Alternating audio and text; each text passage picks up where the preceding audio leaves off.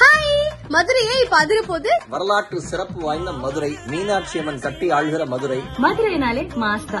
So மாசம் ஒரு property வாங்கலாமா? ஏன்னா வர சண்டே ஜூலை 28 மதுரைக்கு நானும் உங்க ஃபேவரட்டான கயல் சைத்ரா ரெடியும் வர போறோம். எதுக்குன்னு பாத்தீங்கன்னா விஐபி ஹவுசிங்கோட VIP paradise project grand launch நடக்க போகுது திருமங்கலம் ஆன் ஹைவே ரோட்ல. அதுக்கு நான் வர போறேன். என்னோட சேர்ந்து நிறைய டிவி செலிபிரிட்டிஸ் வர போறாங்க.